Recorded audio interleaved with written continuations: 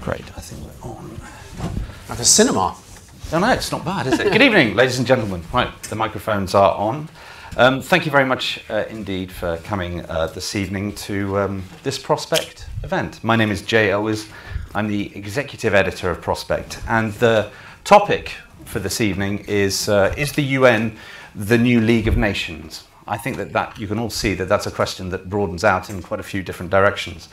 With us this evening, Claire Short is the former MP for Birmingham Ladywood and Secretary of State for International Development in Tony Blair's government, standing down as an MP in 2010. John Sawers is a former diplomat with experience all over the world and then went on to head MI6, at which point he presumably gained even more experience all over the world, but in a somewhat different manner.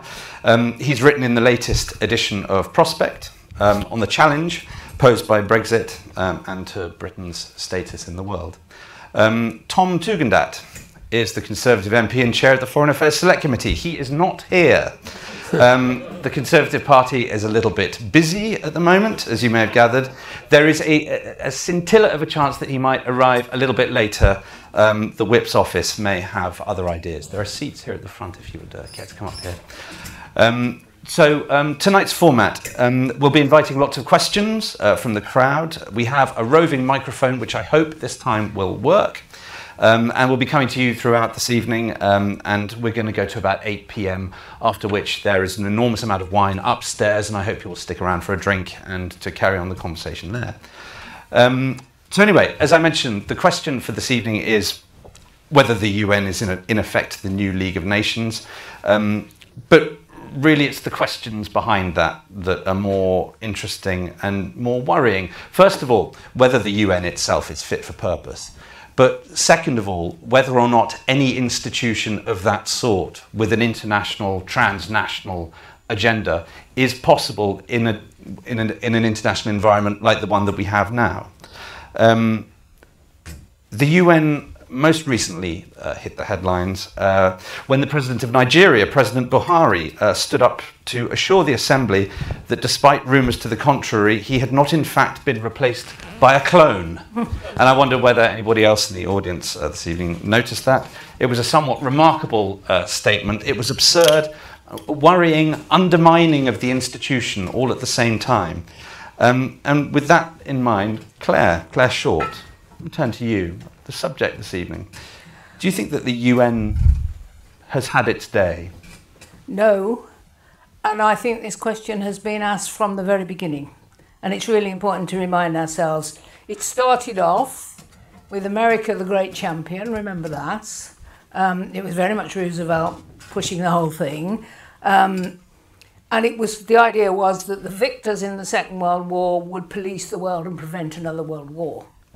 And immediately or very quickly after that, we got the Cold War, and the question became a totally different question. And what Roosevelt thought was the alliance, because he got on rather well with Stalin, obviously ceased to be the alliance. And it was Dag Hammarskjöld who said the UN is there, I mean famously, not to get us to heaven, but to stop us from going to hell. So right from the beginning, the original conception was challenged. Then you get the Cold War, and as you know, it shaped all the tensions in the world. And very frequently, the UN was unable to act because of the power of the two sides and all the consequences of all that. Korea was authorised by the UN only because Russia wasn't taking its seat at the time because it was angry that the wrong China was there. They made a big mistake on that one. But that's the only reason that the supporting South Korea war was on Suez. I don't know if you remember this. France and Britain vetoed a US-supported resolution telling us off about Suez, and then the US went to the General Assembly to get support for telling Britain and France off. So that, history does move on and things do change.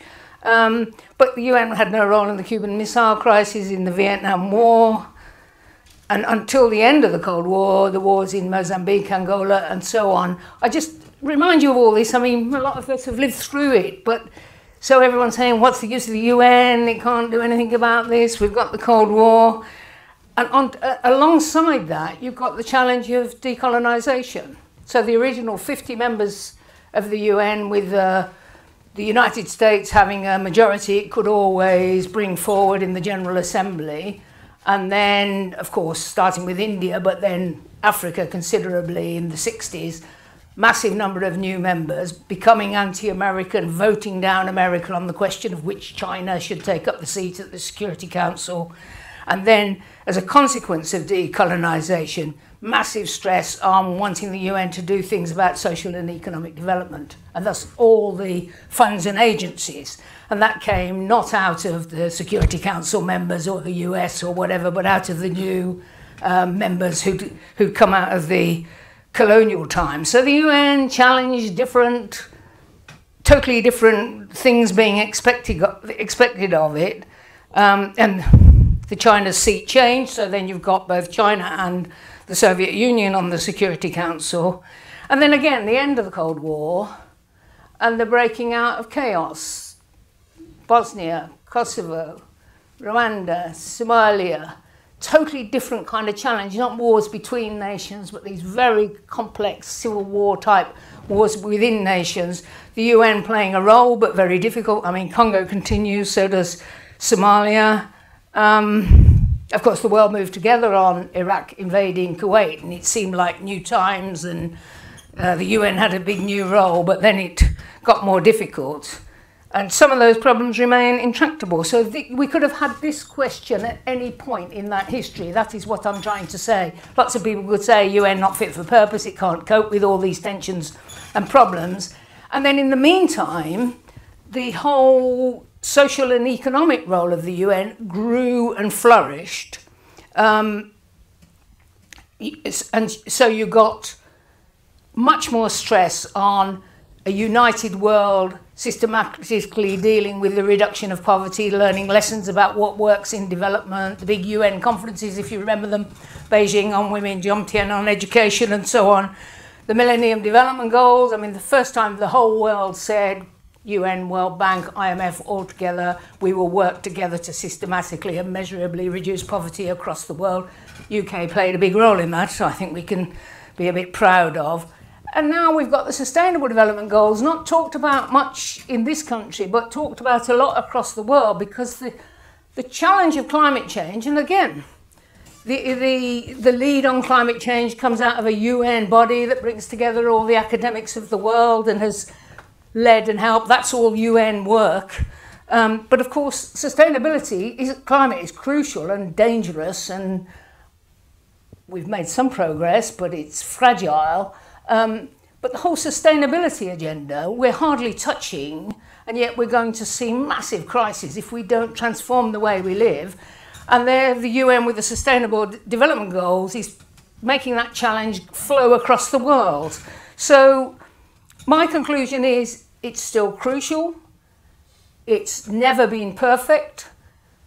The world's a messy place. The UN can't make it perfect, but it has held everyone together, kept people talking.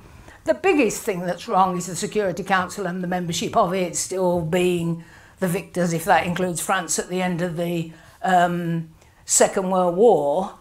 And obviously there are lots of proposals for how the Security Council should be reformed, and with the shift to Asia it's becoming more and more embarrassing. And the most embarrassing is the UK, it seems to me, because of course France now, Europe is saying, well, France can be our seat. They used to say it could be Britain and France.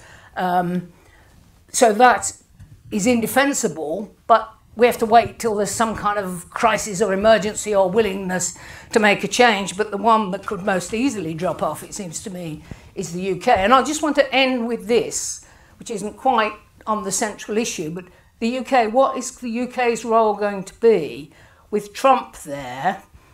And actually, there is some continuity in Trump's policy. I mean, he's particularly repulsive, but some of his views on trade and so on have been talked about by both parties and strongly the Democrats for quite a long time.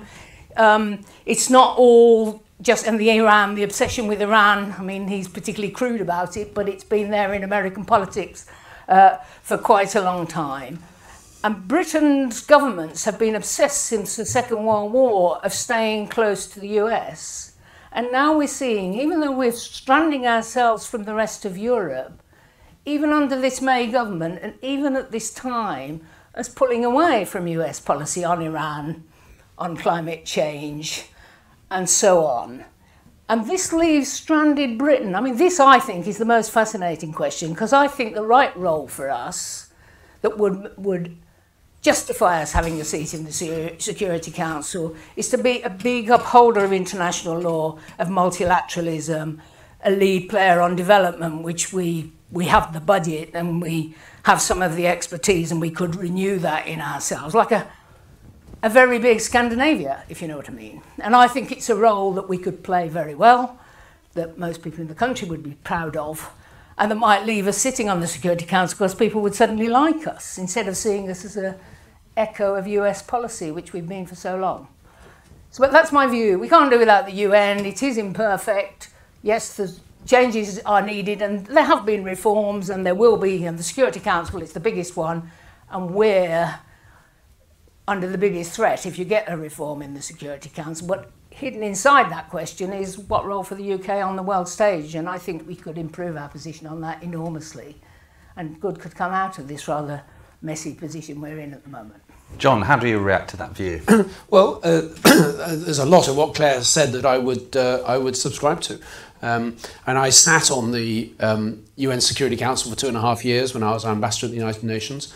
And one thing I loved about the UN, unlike my role as chief of MI6, where I was constantly dealing with threats and security and terrorism and proliferation and Russia and China and so on. And in the United Nations, you dealt with some of the sort of security issues on the one hand, of peacekeeping, of raising government's capacity to counter terrorism, and on the other hand, you were dealing with economic development, with human rights, with climate change, and so on. And that made for a very fulfilling and rewarding job. And it wasn't particularly welcome for me when Gus O'Donnell called me and said, "We want you back in London to run MI6," because I was thoroughly enjoying myself at the United Nations, which I felt was still making a really important contribution, many of which in areas that Claire has covered. And the United Nations is the only global body that has legal powers, and that when I put up my hand in the UN Security Council and we passed a resolution, we were passing international law which had direct effect in 192 countries. And that is a remarkable achievement. Now, Claire is dead right that for the period from 1948 to 1991, the United Nations achieved very little in terms of the, of the security world. But it did ensure a broadly more or less peaceful decolonization process around the world. Obviously, there were disasters like separation and partition in India. But by and large, it was a legal... But that wasn't really the UN's fault. No, it wasn't. I'm not blaming this on, but I'm saying the fact that and the decolonization was basically done by the colonial countries. But the UN provided a framework in which it was done, and there was something to aspire to afterwards. A bit like the end of communism in Eastern Europe. The European Union provided a vehicle and a framework for countries newly liberated from communism to move in a certain direction. The United Nations provided that for a lot of developing countries as well. And I think the work that's been done to roll back poverty, to deal with health, mother and child health, to deal with basic education rights has been enormous. Claire mentioned the Millennium Development Goals. And when they were passed in the year 2000, and Claire and her department were instrumental in doing that, I was at number 10 at the time. And I have to say, I thought they were pretty aspirational, and the chances of meeting them were limited. But then when I was at the UN 10 years later, or 8 years later, we were making real progress with them. And by 2015, I think 6 had been achieved and 2 had been partially achieved. Progress on all. On all of them. Yeah. Progress on all, and 6 of the targets had actually been achieved. Yeah. And the most striking one was the reversal of poverty. And what the United Nations was doing, okay, it wasn't the United Nations itself that dealt with poverty, but it provided a framework and a channel for government and international efforts, and a series of agencies to help coordinate that made a huge impact on poverty and on global development. One of the most exciting books I've read in the course of 2018 was Steven Pinker's book, Enlightenment Now, which I recommend you for your Christmas reading if you've not read it already, who sets out all the good news that's going on in the world. Yes, there's a lot of bad news. Yes, President Trump is a disruptive force in the world. Yes, Brexit's negative for this country. But nonetheless, there's a lot of good things that have happened. And it's happened largely within the framework of the United Nations. Now, those of you who read my article in the current edition of Prospect, which was based on a lecture I gave in Salisbury last month, will know that I am concerned about the direction in which the international politics is moving. We're moving backwards from a world of multilateral institutions, of the rule of law internationally, and we're heading for a world of great power politics where might is right. It's no coincidence, I think, that the individuals like Donald Trump and Vladimir Putin and Xi Jinping and Mohammed bin Salman and President Erdogan of Turkey and others actually are quite comfortable in each other's presence because they have a similar view of how the world should be run, a similar aspiration about how power should be exercised in countries, and a similar contempt for, or disregard, should we say, for international law and the international system. And that does put a particular responsibility on European countries and our friends and allies around the world, who are many, but who are not these big power, great power aspiring countries, to try to hold together a system, an international system, which provides a framework for medium and small sized countries, as well as major global and regional powers. So yes, the UN is going in a unhelpful direction. Its leadership has not always been brilliant. I thought Kofi Annan was a brilliant leader, God rest his soul, a brilliant leader of the United Nations. I think Tony Guterres, who took over, 2 years ago now, is a very promising leader, but he's been constrained by the environment in which he's operating in, and he's been a bit disappointing because he's not asserted himself. But what he doesn't want to do is assert himself and then find his legs are chopped off at the knees by Washington, which is what nearly happened to Kofi Annan. Well, they did it to him in the end. Well, they did in the end. Yeah. I mean, I was when I was in New York, Ban Ki-moon was the Secretary General, who was frankly, I wouldn't shout it from the rooftops, but he wasn't in the same class in terms of the ability to convene the power of the United Nations, and there was a slipping back of the United Nations role at that time. But I do think this is something we need to nurture. Yes, it needs constant reform, but we shouldn't view the United Nations solely through the prism of vetoes on the Security Council or the inability of the Security Council to find a consensus. And on your particular question, Jay, about is it the League of Nations? The League of Nations failed because it tried to take decisions against the wishes of the great powers. The United Nations addressed that problem by giving the great powers of 1945 a veto. So it couldn't lead to the fate that the League of Nations ended up in its failures in the 1930s.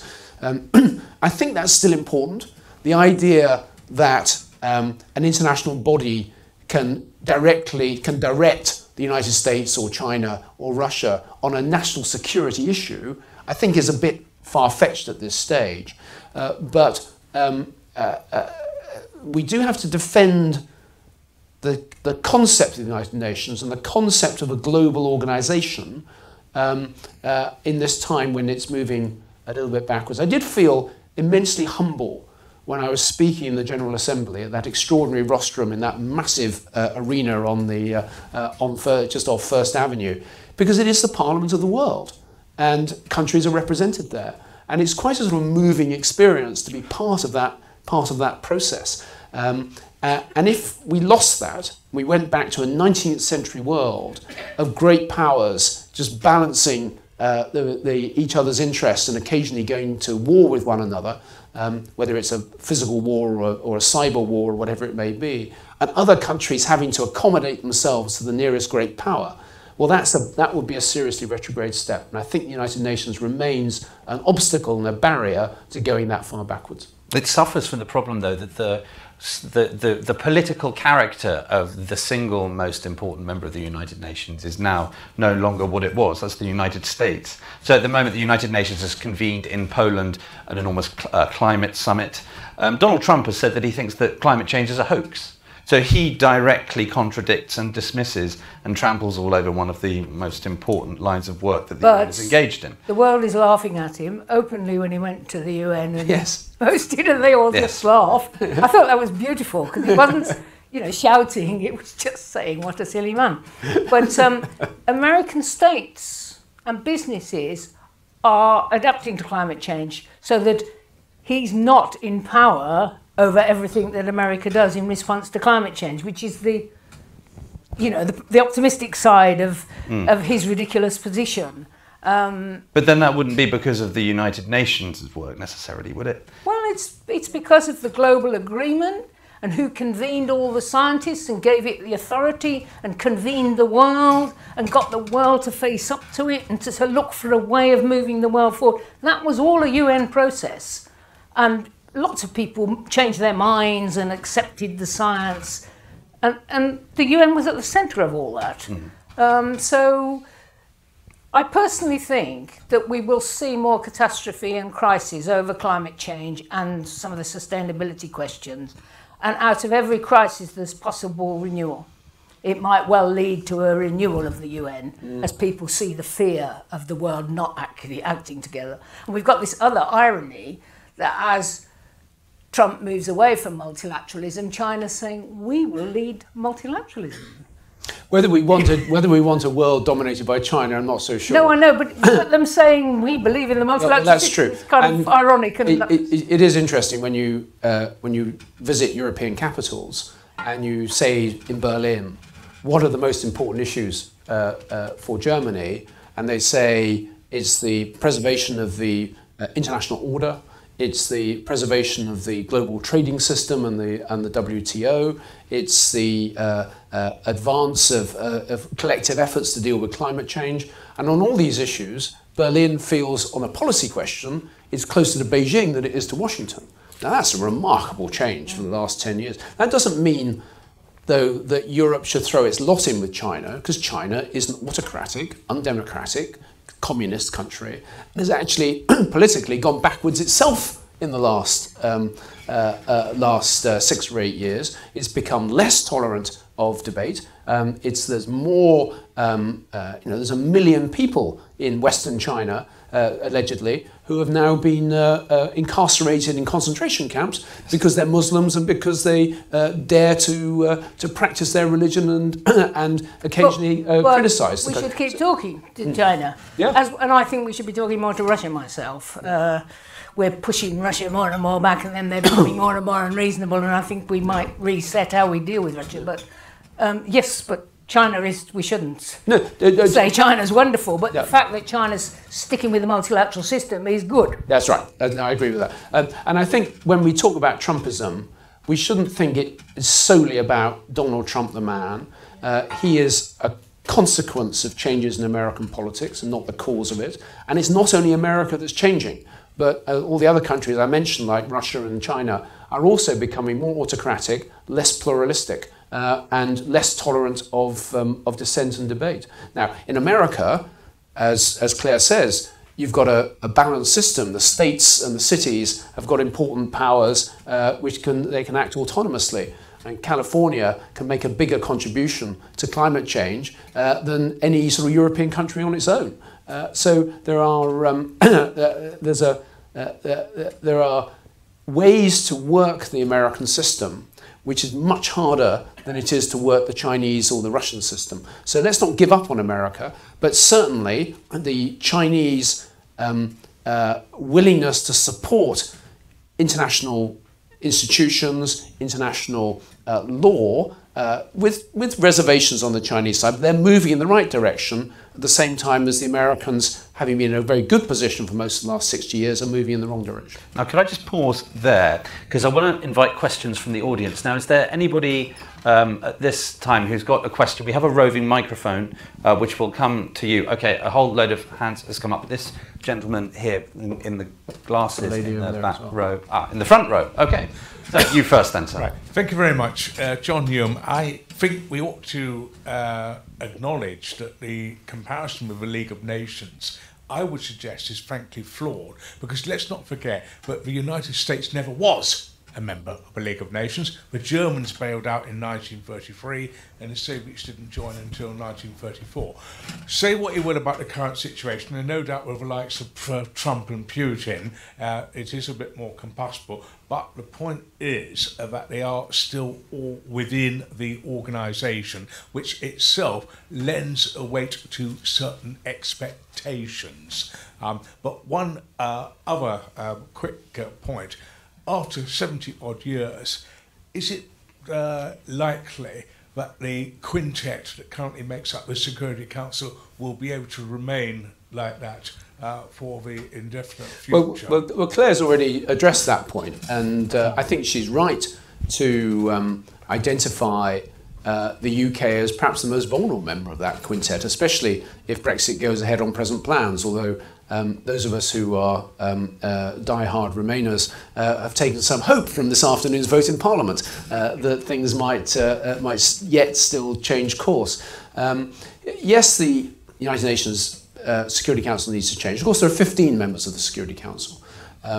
I think actually the most likely way the Security Council will be reformed is by adding to the numbers of permanent members, or creating a new category of semi-permanent members, rather than promoting some and demoting others. I think it's going to be very hard to get agreement on that. There might be a rolling back of when the veto is usable. Yeah. I mean, we're not going to get rid of the veto completely, but I think that might be achievable. Yeah. Certainly Britain's role and France's role in the Security Council comes from our permanence, not from our use of the veto. We haven't actually used the veto since 1987, I think it was, and that was with the French and the Americans. We haven't used it on our own since But we've voted with the US repeatedly on not allowing Israel to be criticised for breaches of international law. But we haven't vetoed it. To our shame. We haven't vetoed anything, Claire. Well, exercising the vote is a veto, but we're just going with America on... I mean, on the question of international law in relation to Israel, we don't stand, any of us. The whole system doesn't stand, and I think that's part of the tragedy and crisis of the Middle East. Because we've voted repeatedly with America, and America has repeatedly used the veto on that question. Right, the point is well made. There's a gentleman there in the back row with the glasses on. And who's holding the microphone? Sir. Thanks very much, Alex Ellis. I'll ask a question of my former colleague. I completely agree that large organisations, multinational organisations, survive because at least they don't undermine the interests of their largest sponsors, basically the large powers. So I'm really interested in why do the United States and China still support the United Nations? And what might it be which makes China not want to support the continuance of the United Nations? Well, that's a characteristically thoughtful question. I think both the United States and China, traditionally the United States, let's leave Trump to one side just for now, but I think the United States system and the Chinese system like the idea that there is some wider community in which they can discuss and debate and be dominant. And be influential. The world convened. And be influential. And if they wanted to be dominant, you go back immediately to a world of spheres of influence. Because no country can be dominant across the entire world, especially not when power is reasonably No, but when you sit in the Security Council and you're China or the US, people are going to listen very carefully to what you say. Yeah, but that's influence, not dominance. Okay, but you know what I mean? They like to be there and be big players and have the world listening and taking them very seriously. Yeah. It's a kind of attractive role. Yeah. But and I think as China's developed, I think the greatest, the wisest Chinese leader undoubtedly was Deng Xiaoping. And his guidance to his own people and to his subsequent generations was bide your time, hide your strengths, hide your capabilities, never take leadership, recognize that we're a developing country, and go cautiously in the world. I'm elaborating a little bit, it's not a literal translation, but that hide and bide your time, hide your capabilities. It was a maxim that served China extremely well. What you're seeing with Xi Jinping is he's rejected that. He now wants China to have power and influence in the world commensurate with its economic and military weight. So what you're seeing in China in some ways tracks what is happening in America as well. But still, China wants to be able to reach out in a way which draws other countries within its ambit of influence. We've seen Chinese presence in Africa, not all of it for the good, but actually China's role in Africa has helped promote economic growth in Africa, even though there is I'm sure Claire knows Africa better than I do, and she'll be able to point to some negatives of the Chinese role in Africa as well.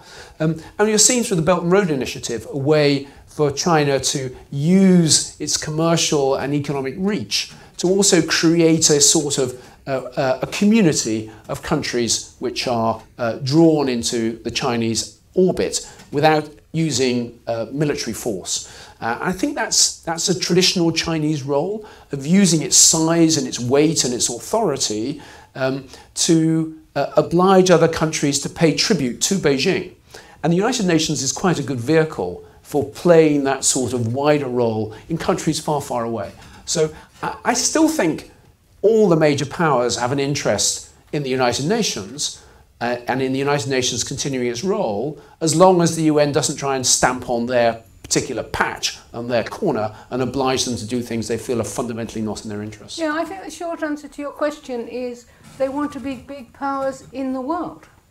They want to be listened to and everyone to take them seriously, but they don't want a world of chaos. They want to be very influential, recognised, kowtow to powers in a world system.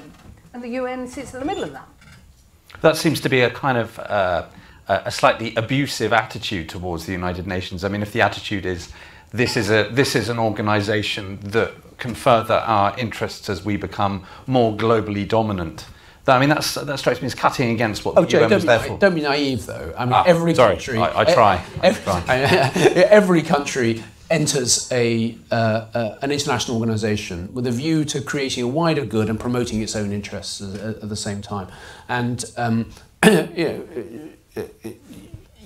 Claire led the British effort on development, and it was aimed at raising development across the world, but you can't say it was entirely disinterested. It was a way also of projecting British influence. Well, my view is that a world that's more evenly developed and more sustainable is in all our interests. I agree with the UK. I agree with that. But we got good reputation out of it. Yeah. But it wasn't out of screwing anyone. It was out of believing in that safer, more sustainable world. I know. Now, we had some more questions. I saw some hands up over here. We never get enough ladies asking questions. The men always ask all the questions. Yeah, right. The lady at the back who was the first hand up. Now, Saskia, we are going to have to go over here. Oh, Jesus. We have two hands over here. Sorry. Okay. Thank you. You're making me move right and left, aren't you? Yeah. We're saving up for a boom mic. At the back. Just at the back. If you could raise your hand, please. Thank you very much. Just over there. Pardon me? There's a red arm behind you, then That's why not right. you having that? Yeah. Yes. Thank you. It's for Claire Short. My name's Ruth Sullivan. It's an extension, really, of the balance of the Permanent Security Council and the vetoes. I wondered if we are really going to see any signs of reform and shift here in membership and vetoes, simply for the question of resolving wars. And we're certainly seeing that with Syria and also the Yemen now. And those are crucial, critical issues and questions to be solved. Indeed so. And there are different groups and thinking about how to do it. I mean, Britain goes around saying, yes, we'll support India to be a member, or we'll support Nigeria to be a member, as though it would be up to Britain to. But there's other people thinking much more creatively about rolling back the veto somewhat and, getting more regional representation and so on and so forth. So it would be easy to do if there's the political will to get the reform. I'm afraid there isn't at the moment. That's why I said I think something will happen, more crises or something, when the will to get the UN to be more effective will come. And then there will be reform. I think that's how it's going to come. It's not going to come immediately. I can't see any of the major forces in the world pressing for the reform of the Security Council. I think everyone who looks at it says it's indefensible and it needs reform, with you. But I don't think it's coming immediately, but it will come, I'm sure. I think it probably will as well. And it's not actually the big country, the current members who are obstructing it. Every country which being British government policy, we should think should be on the council, has a bitter opponent who's not getting on the council. So India is blocked primarily by Pakistan. Japan is blocked primarily by China.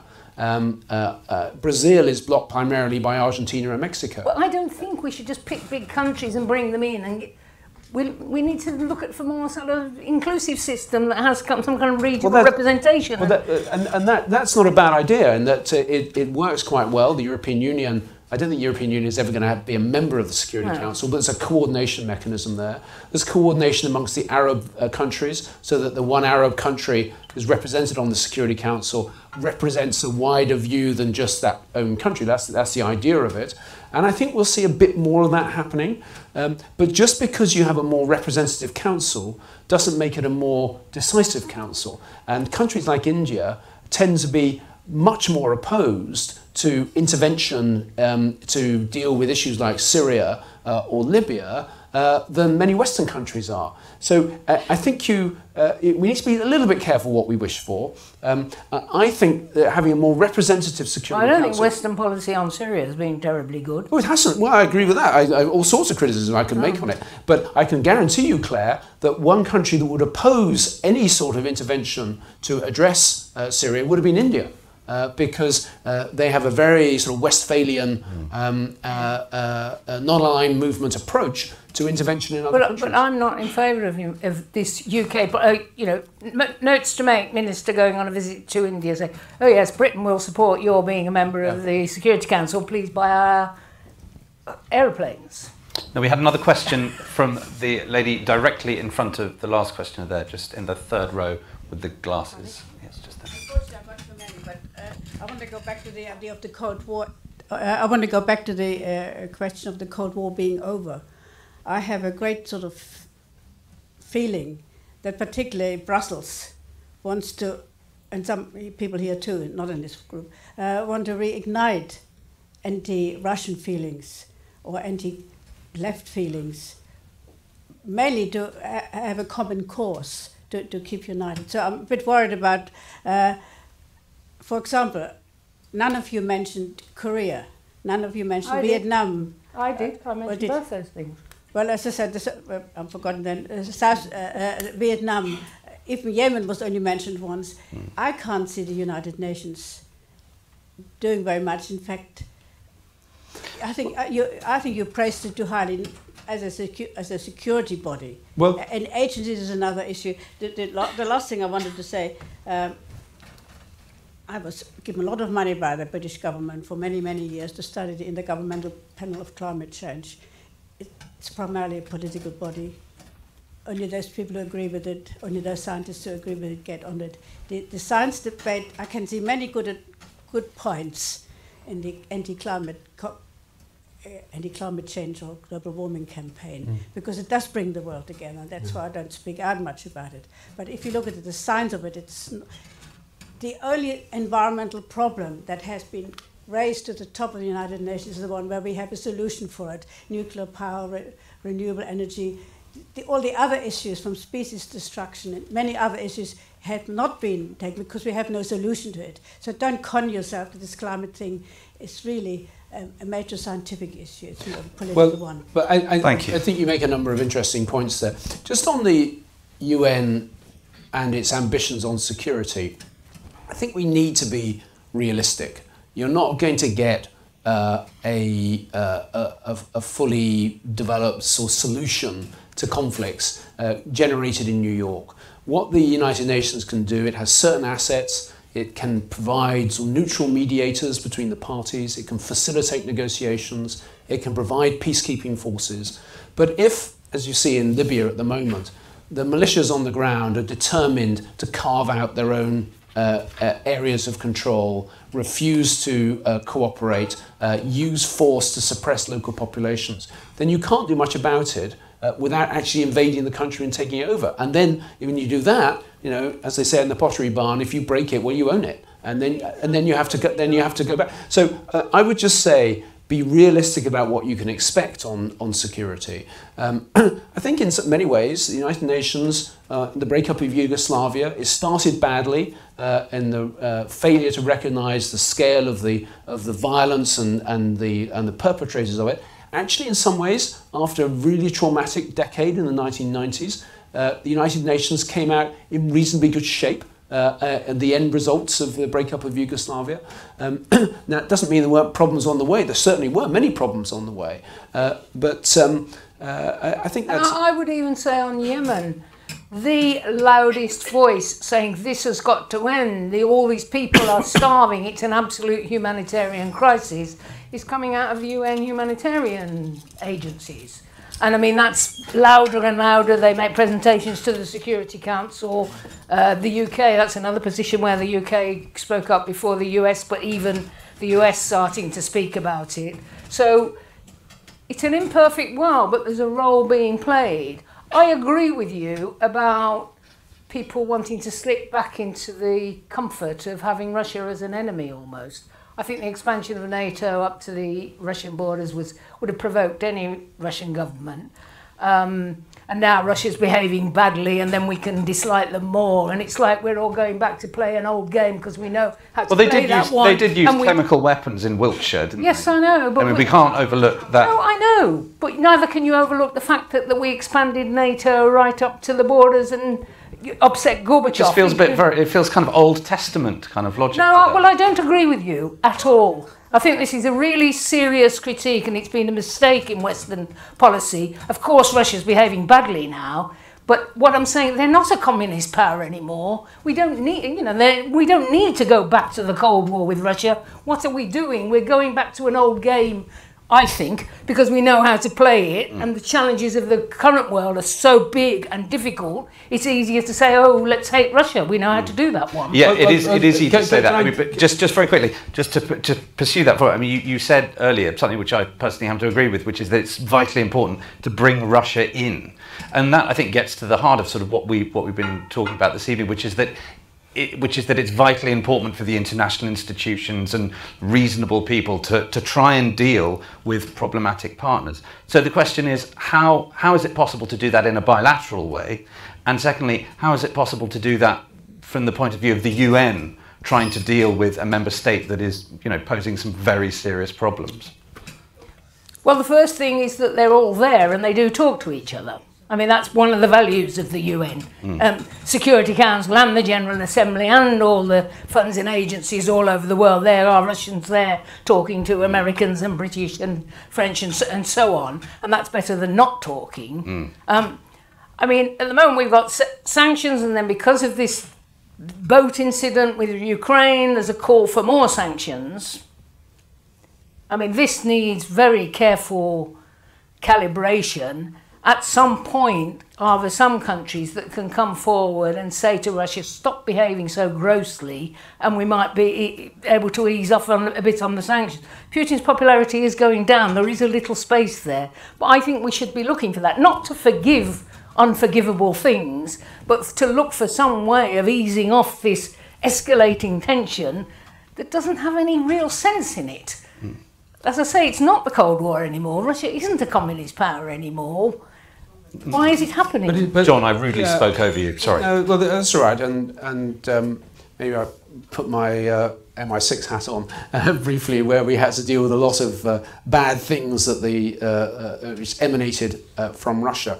I think iron entered Putin's soul around the time of sort of 2004 with the coloured revolutions in Ukraine and Georgia. And he saw those as sort of dress rehearsals for a change of regime in Russia. Completely falsely, because what we saw in Ukraine and Georgia were expressions of the will of the Ukrainian and Georgian people. With big American intervention now. But not... Paying for the colours. Supporting democracy, but not intervening in a partisan way. Now, I think the trouble we face with Russia at the moment is Putin is focused on maintaining total control of Russia. And part of that is having a sphere of influence around Russia.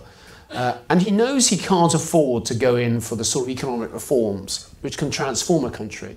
Because if you go in for economic reforms, you have losers as well as winners, you have discontents, and you promote the demands for political change which come with economic growth.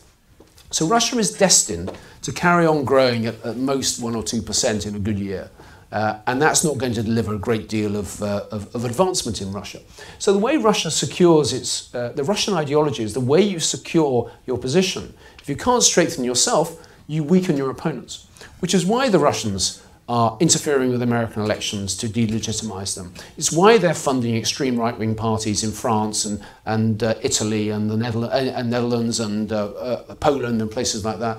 And it's why it probably interfered in the UK Brexit referendum to weaken and divide Western countries and delegitimize their systems of government, to bring the West down to Russian levels, knowing that Russia can't raise itself to Western levels. Now, my successor as chief of MI6 gave a very thoughtful speech yesterday where he said two things. First of all, we will always push back and expose Russian intervention in Western countries. They will not get away with it. We know what they're doing about it. That's the first message. The second message is we have absolutely no interest in destabilizing Russia in the way that Russia is trying to destabilize the West. And I think that's an important message for the Russians to hear, that actually we would like Russia to move in the direction that Claire is aspiring for them to move, but they are the cause of the problem at the moment. We said some time ago that Ukraine should join the EU and NATO. I think that was provocative. Ukraine should trade with Russia and trade with Europe and be its own country, but you know, it's got deeply linked history with Russia, and to say that we're going to pull it into NATO, and I think that's really foolish. So we have been provocative. I agree Russia has behaved badly, but the question is, can we stop this? Is there some way of starting to unravel it? And that's what we should look for. We have a gentleman over here who is standing with a microphone. Hello, good evening. Hello, Claire. Hello, Sir John. We've met previously. Both of you are advisors to Tony Blair on Foreign Affairs and Secretary of State. Iraq, when it happened, the UN failed. The UN consistently passes resolutions on whether it was Kashmir previously. We failed the UN. Kashmir, Israel, Palestine, now Syria, complete mess. Obama delegated it to President Erdogan initially. And the Khashoggi killing, Sir John, I agree with your analysis completely. But what has the UN done? It does nothing. Isn't it time to get rid of the Security Council and rewrite the Charter? And what? To rewrite the Charter. It's a pretty tough question, and I think, you know, I mean, it represents a widely held view. We should close the UN down because everything isn't perfect and they can't fix everything immediately. That's not quite the question. No, I think that is the question. The failures have become so egregious that its purpose is. But my whole point was to go through the history. It's played a useful role, but there's lots of crisis things it's never been able to fix. Because we live in the real world, there are great powers, they have interests, they're not willing to be reasonable, comply with international law, but still having the UN and the things it can achieve is much better than not having it. That's what we've been arguing. I think, okay, so to try a different tack, I mean, there surely are ways in which the UN can change and be adapted to make it work better, to respond more adroitly to Does the question really affairs. Think that we can, under Trump and Xi Jinping and Putin, we can improve the drafting of the UN Charter now? I think that would be... A nod or a shake of the head, sir? A nod. You think it can be improved? You think it can be improved, and you'll get the endorsement of the US Senate of the Chinese Politburo for a more multilateral, more interventionist United Nations? I'm afraid I just... That's a question that contains its own answer, I think. So John, I agree. It's extremely difficult and highly unlikely, but we must take a stand. Must have a position on where we think the UN should go. Well, the United Kingdom. One of the rather prosaic lessons I draw from 36 years in government service is gradual change good, revolutionary change bad. Whenever you see the good things happen, it's because they gradually build step by step over time. And when you see revolutionary change, whether it's changes of regime, and frankly, one of the lessons of the last 15 years of military intervention is catastrophic change quite often leads to catastrophes. And it's the gradual, slow building up of individual rights, of the economic development, of building security institutions that really delivers the good things around the world. Sure. And we had another question just here. Saskia, thank you very much. Maybe we should take a few. Yeah, okay, sure. I wanted to ask perhaps another variation on this stalemate that we have with security in the United Nations. And we talk about the development agencies being very successful in the UN. And could we say now that basically the UN has become a massive non-governmental organisation and that security and the stalemate there could be solved by having multilateral treaties instead of the UN? So the UN being replaced as a body altogether just by multilateral treaties between nations over time, and the development staying, so the UN staying as an organisation. But absolutely not. And you misunderstand what non-government organisations can do. You cannot get the economic development, all children in school, education, you know, for everyone, particularly girls, because that's the most developmental thing that a country can do. Proper healthcare systems, deal with malaria. It's by some NGOs. You've got to get governments changing the way they operate, and you've got to have big and wealthy governments sharing knowledge, putting in some investment, helping countries build institutions that can achieve those things. That's not NGOs, that's good, effective states caring for their people and governing safely and making the world both better and safer.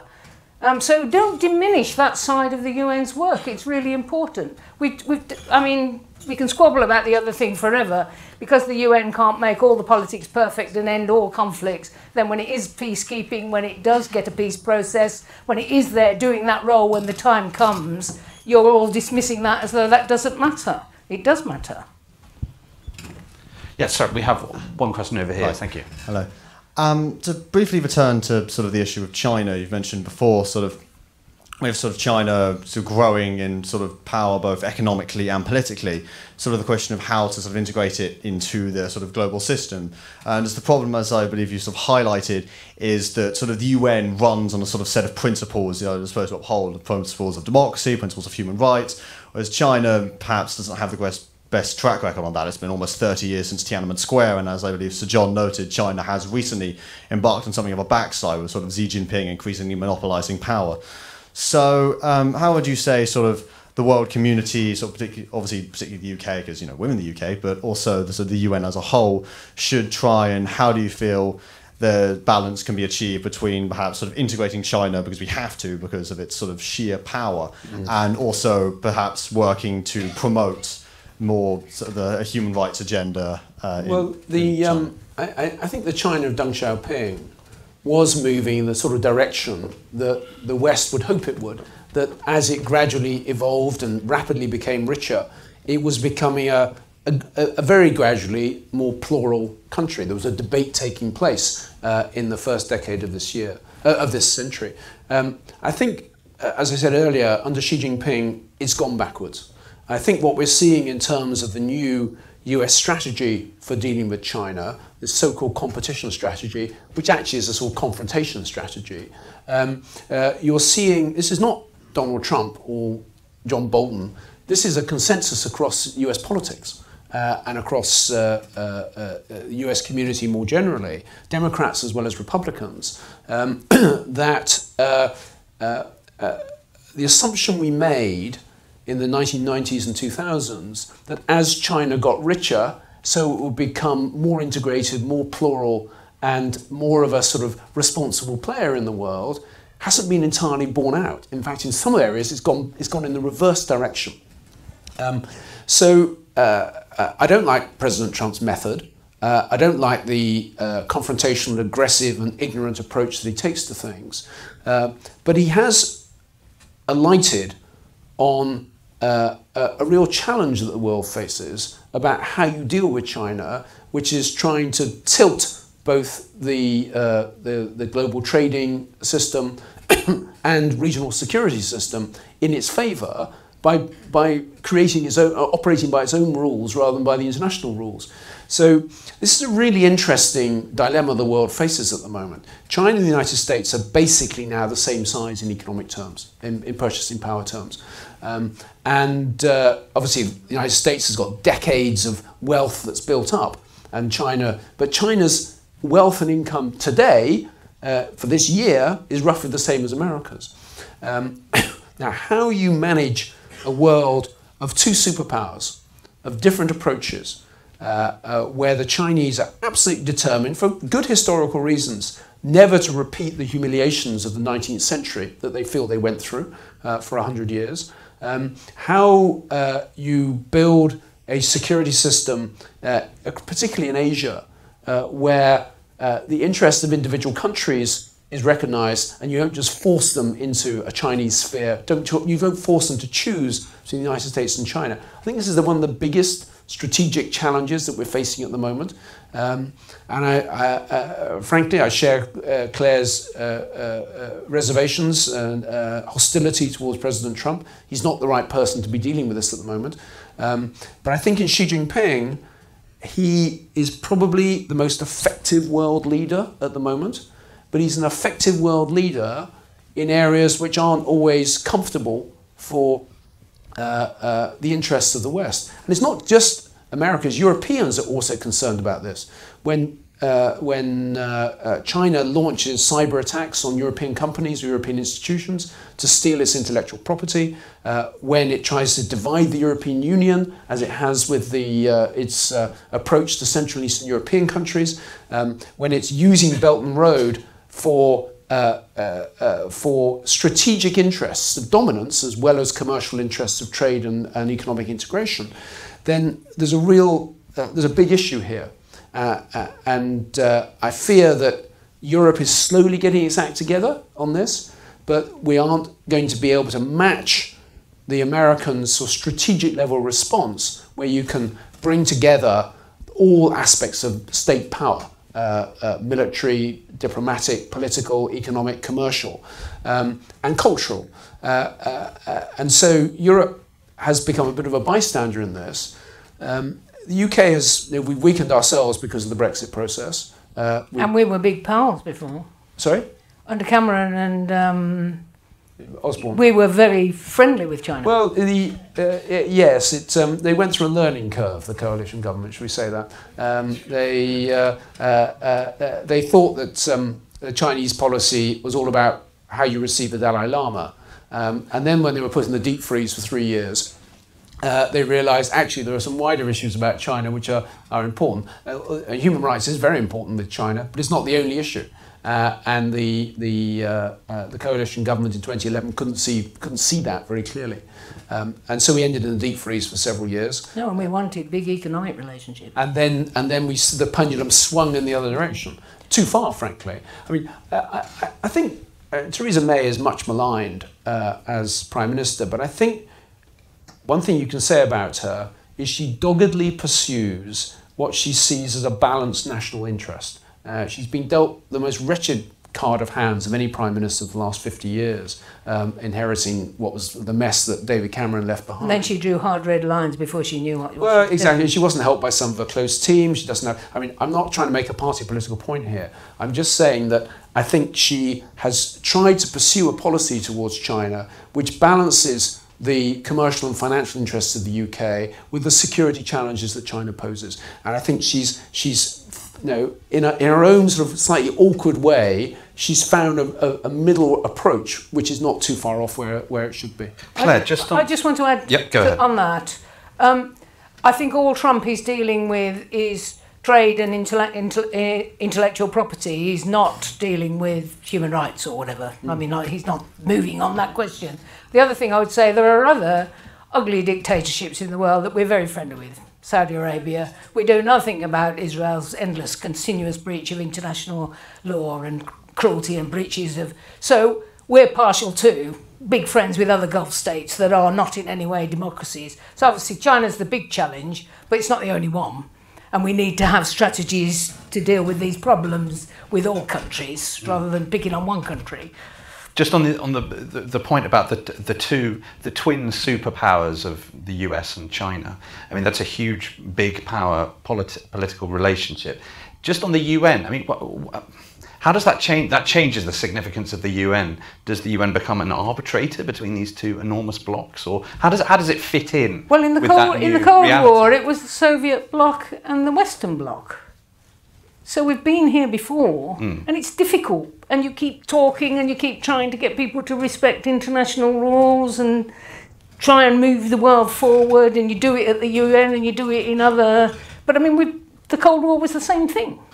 But and I think, Jay, there's a misconception in your point, if I may say so, that the United Nations is not an independent power on its own. No. The United Nations is a forum where nation states can come together. And yes, it has certain powers of persuasion, powers of influence, and when people agree at the United Nations, it can create more than the sum of its parts, so to speak. But the idea that the United Nations is able to act independently of the member states is not right. And what we've created is a wonderful forum, the best forum in the world, best one we have available for disagreements to be addressed, and not just between great powers. When Britain had a dispute with Iran over Salman Rushdie, it was solved by the British and the Iranians talking to one another in the United Nations in order to get the fatwa lifted. And there are many cases like that. The one place where North Koreans are represented is in the United Nations. I used to talk to my North Koreans, the only North Korean I've ever spoken to knowingly is the North Korean ambassador to the United Nations. And it's a way of having a conversation which you can't have anywhere else. Now, like in any conversation, you can't force two people to marry, but you can force two people, you can create an environment in which two people can develop a relationship which might lead down the road to marriage. Or even just a decent... Or even just a respectful neighbourhood. Yeah, I mean, I suppose my point was really about this tension between bilateralism and the consensuality of the United Nations. I mean, it's marked, isn't it, that when Trump wanted to talk to Putin, I mean, they went and had a summit in, it was Helsinki, wasn't it? I mean, it seems to be that if you couple that with the kind of growing sense of authoritarianism as the gathering political storm, that the direction of travel seems to be more in terms of bilateralism rather than exactly. Well, that's the point I was trying to make in my first remarks. Is the world is going in a negative direction for multilateralism and for multilateral institutions. We're heading back towards a great power world, and that's a dangerous direction to be taken in. But the worst thing you could do in that environment is get rid of or to somehow disband the institutions which do enable people to come together and which are there to try to build consensus. We have a question in the back. Yes. Yeah, thank you. You've just teed up my question beautifully, which was just going to be to ask in sort of wider context of multilateral institutions, whether actually they are themselves a threat to the United Nations as somewhere between bilateralism and the United Nations, whether the emergence of multilateral institutions, I think both other Bretton Woods, but also new ones in relation to China, obviously UK's decision to sign up to the AIIB, and whether there is any challenge or whether that's a sort of just another way to encourage the rules-based international system, and actually it's a good thing that we have these other multilateral institutions as well as the United Nations. The UN and the IMF are woven into the UN system. I've forgotten the exact details, but there is a linkage in their origin. I think that's true of the General Agreement on Tariff and Trade that became the WTO in its origin. And there's all sorts of, there's agreements on international postal, telecommunications, all sorts of technical things, you know, that help to run the world, the World Wide Web, that are all sort of UN bodies regulating and cooperating. So I think multilateralism, it isn't challenging. I mean, if the G20 meets, it doesn't challenge the UN to get those countries talking to each other. I think they're complementary. John, you get to come. Yep. And we have another question from this gentleman here with the glasses. Yes, you, sir. Thank you. So earlier in your initial remarks, you guys both discussed international law and the UN's capability of creating international law. However, in comparison to like the WTO, the World Trade Organization, and the EU, its capability to enforce that international law isn't as significant, and it doesn't have as many methods or ways in which that it can enforce these international laws that they create. So then, sort of in relation back to the League of Nations, is the UN following the downfall of the League of Nations in sort of becoming a less relevant factor in the global legal order, particularly with the rise of unilateralism as discussed recently, as well as like... I think that's something we've been touching on all evening, is the answer is yes, there is real pressure on the multilateral system. Yes, there is, the process is going backwards to some extent. But please don't think, again, as what I was saying in response to Jay's remark just earlier, don't think of the United Nations as an independent actor with enforcement powers. Yeah. All the United Nations is a forum for bringing nations together. Now, yes, within the United Nations orbit or ambit, you can develop a peacekeeping force made up of a dozen different nations to go and try and preserve stability and security in Haiti or in Sudan or in the Congo. And many of these forces have been successful in holding the ring as political forces and a new political consensus emerges in those countries. But the idea that the United Nations can say to the Libyans, you're bad people, you're not doing what it says in our resolution, therefore we're going to step in and force you to do it, it's for the birds. I mean, it's unrealistic to think that the world has got to a stage of global government and global military intervention. That's not the world in which we live. And so at all stages, you need to think about what can develop, what can make an incremental step of progress, not what is a perfect solution. Because I'm afraid in this world, the best is the enemy of the good, because if you go for a perfect solution, it will fail. And just to add, the EU can't act unless the members of the EU agree to act. The World Trade Organization all the members are actors in it. It doesn't have a Security Council, so getting agreement is really quite difficult. And it's under strain too. Trump has refused to appoint judges to the arbitrating committee, so the WTO's got some problems. So neither the WTO can't act unless the countries that are in it agree to act, and similarly the EU can't act unless the countries that are members of it use their powers. It is your point that the UN is just its members, and it can't act unless they agree to act. This gentleman in the front row, please, sir.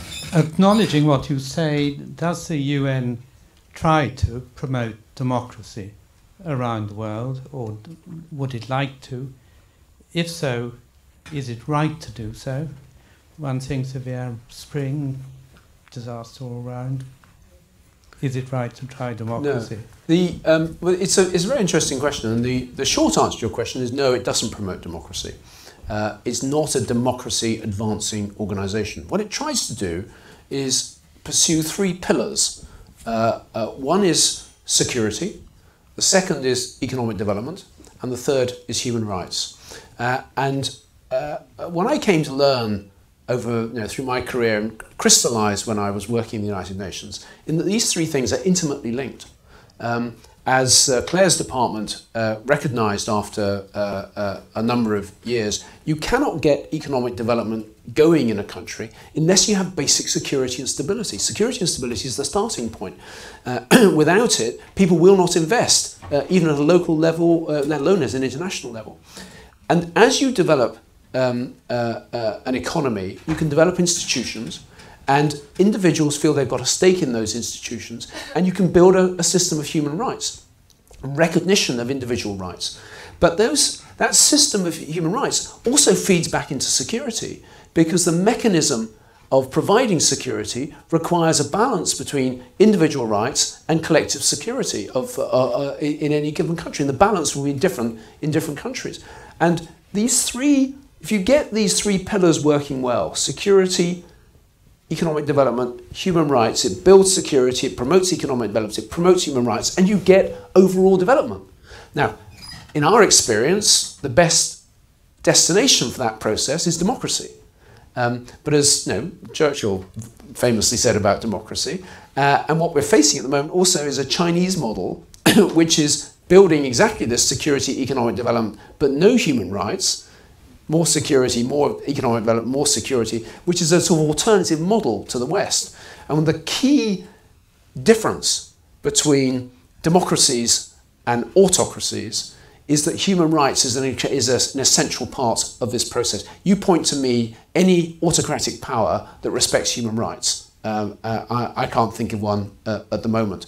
And so... But they wouldn't be autocratic if they did. Well, exactly. The United Nations is not a vowed organisation promoting democracy, but by promoting the three pillars of security, development and human rights, it leads the countries in the direction of democracy as the only logical answer. I would just add to that, I mean, the whole really promoting human rights, political and social and economic and so on, is a democratising force. And the UN is wedded to that and has the Human Rights Council and so on. And the other thing I'd say, in lots of its peacekeeping processes, when it gets a peace, it then promotes elections. You know, when it's trying to get a peace settlement in a country, then it strongly promotes elections to get the new government to have a legitimate government. Yep. Now we had a question over here. Hi. I've just got a couple of questions. Sure. Would you say that the US invasion of Iraq was reminiscent of the Abyssinian crisis? You have this sort of large military power willing to ignore an international organisation which is dedicated to preventing such. No, we understand the point. Yeah. And I've just sorry, yeah. And I've got the second point. This is more directed at Claire. Would you say that it's fair that the member states of the United Nations routinely criticise Israel in terms of human rights abuses when its neighbours routinely while the UN is routinely turning a blind eye to its neighbours, such as Saudi Arabia, who is currently aiding war crimes in Yemen? Claire? Well, I don't think the UN only criticises Israel. I think that is an American untruth. And I think Israel's breaches of international law in its having settlements in the occupied territories and so on, these are very serious breaches, as well as the cruelties. But I just mentioned Saudi Arabia myself. And I mean, the UN humanitarian system, which is headed by a Brit at the moment, Mark Lowcock, has spoken very loudly about what's going on in Yemen and the cruelty of it. And obviously Saudi Arabia is the big leader there. So, I mean, of course, in the case of Israel, it has occupied territory it's not entitled to. That's the fundamental thing that was the formation of the UN, that no longer could any country occupy another territory by force. That would be stopped in order to stop war. And of course, Israel is doing that. So that is a particularly egregious case. But there are lots of dictatorships in the world. And the Human Rights Council criticises them. And gets criticised in turn. Although you get, because of the democracy, you get things like Saudi Arabia being on the council, which is deeply embarrassing, but that's democracy for you. And do you have anything to add about the Italian invasion of Abyssinia? No, I take your parallel, but happily it didn't have the same consequence. Yeah. John? Well, I think that's right. I think you can draw these historical parallels too closely. They're all these situations are different. Actually, when you look at the division of nations in 2002 and early 2003, there wasn't a consensus that the Iraq invasion was wrong. There was a lot of people who were concerned about the risk after 9/11 of terrorist organisations acquiring weapons of mass destruction. And yes, the intelligence was faulty, and people were seeing what they believed to be true rather than looking dispassionately. Lots of mistakes were made at that time. So I think you can make these parallels a bit too closely. Just on the Israel question, I take a slightly different approach from Claire, and that's with my background as someone who's spent a lot of time in the Arab world, working in Egypt and Syria and Iraq and Yemen over my career. Israel is a remarkably successful country, a dynamic country, but surrounded until created in the aftermath of the Second World War and never accepted by its neighbours. Now, there are reasons why its neighbours never accepted it. And I mentioned earlier, I see the Palestinian issue as a lasting injustice, which has never been properly resolved, never seriously addressed by the Israelis.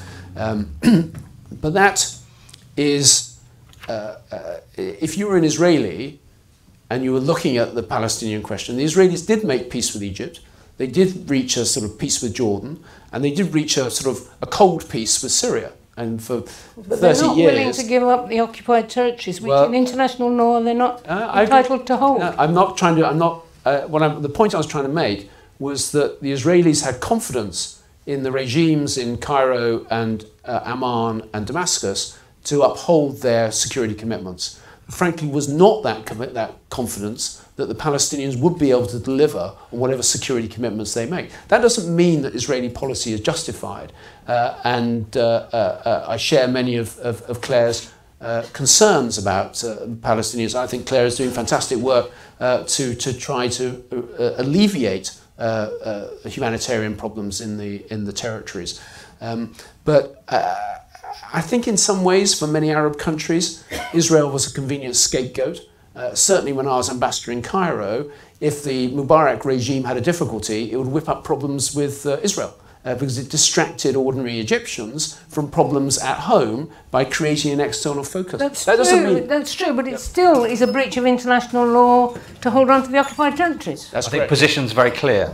This gentleman here, yes, sir. Thank you very much. I'm not generally involved in this economics and politics stuff, but I'm much more interested in the philosophy and psychology stuff and the things that really sparked me. And one was you lumping the Dalai Lama in as a human rights issue, which is obviously a very ubiquitous thought, but there's much more going on there. And Claire, in exactly the same vein, the idea of promoting human rights seems to me to be the major fallacy of the liberal left at the moment, because we're using marketing tools to promote human rights without really understanding the mind, to be honest. We don't understand the placebo effect, we don't understand Schrodinger's cat. We haven't figured that stuff out yet, and until we do, what we are promoting is basically a set of beliefs that, I mean, we come from a heavy physics background and it's not proven and it's obviously dysfunctional. So what I was simply saying is we've got the Universal Declaration of Human Rights approved by all. We've got a Human Rights Council in the UN. I was answering this gentleman's question about whether the UN promotes democracy. And obviously it has machinery to promote those conventions on human rights, and that's what I was saying. Now, you can go and say it shouldn't exist, but that's the reality, and I approve of it. And one of those rights is the freedom of religion, freedom to pursue a religion. And the reason why the Dalai Lama is a human rights question is because the Chinese suppress people's rights to pursue religion, and that is a breach of their human rights. Well, I think if the gentleman is asking specifically about the philosophical underpinnings of it, I mean, I think essentially what Bertrand Russell would have said is that the onus is on people in power to do their very best to alleviate suffering, because consensus will always accrue towards what causes suffering. And so international institutions that can take that as their guiding principle to make sure there is, where we can make sure of it, no conflict, where people are allowed freedoms and so forth. I think that really underpins the idea behind the promotion of human rights. The essence of human rights is to protect the individual against the state. Well, no, the social and economic are duties on the state to provide education. One final question, I think. Here, yes, please. I was going to ask, how do we balance a kind of top-down UN interventionist approach in failing states or conflicts with kind of knowing when to step back, taking the conflict as a case-specific study and supporting bottom-up grassroots initiatives or movements, like following catastrophes with the Arab Spring, where arguably, well, no, I'm not really arguably, our intervention created power vacuums that were more catastrophic for those states. So looking ahead, how do we balance that intervention between UN intervention and a bottom-up approach?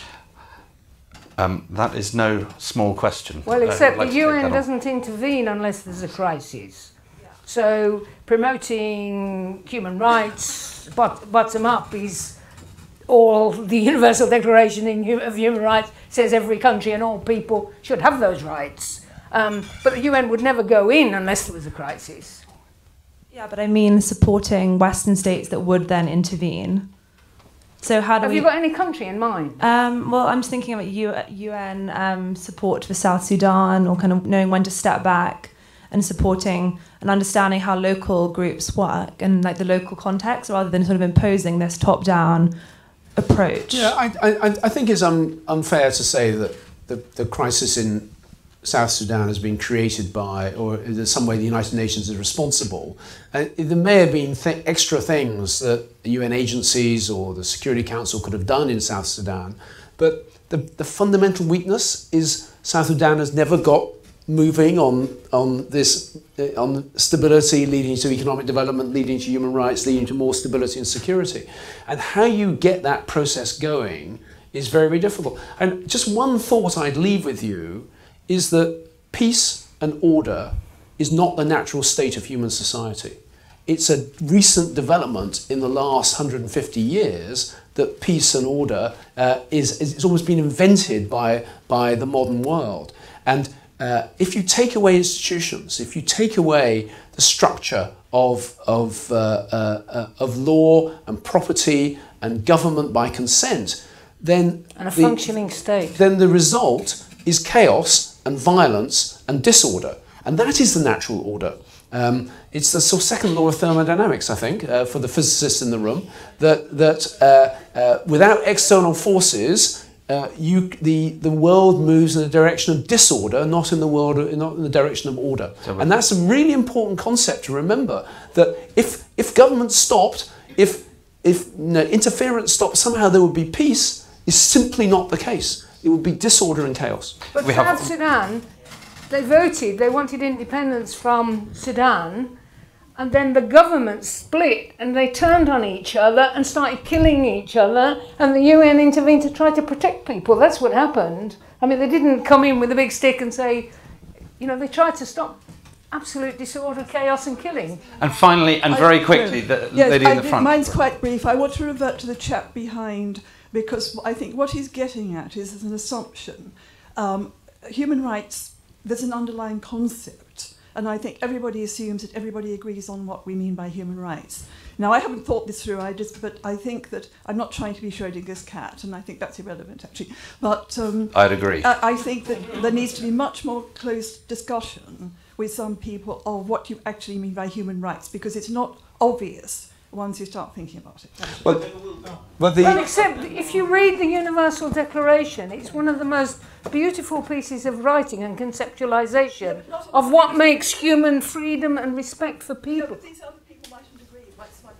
I bet they haven't read it. Well, if they may not agree, that's probably because their governments have signed up for it. What are human rights? Human rights is a human construct, and it's a way of trying to build in some basic freedoms and basic protections for individuals. Yes, but that's where the problem is, in those underlying concepts. Well, you may feel there's it's not immune from developing what this concept might be. We can recast them, but don't throw away what we've got. No, but I would ask both of you to read the Universal Declaration, and then let's have the discussion. Right, a seasonal holiday recommendation for reading. Not that long. Ladies and gentlemen, we have run out of time. It is now time to go upstairs to find out whether we still have a government. Thank you very much indeed for coming along this evening. It's John Sawers and Claire.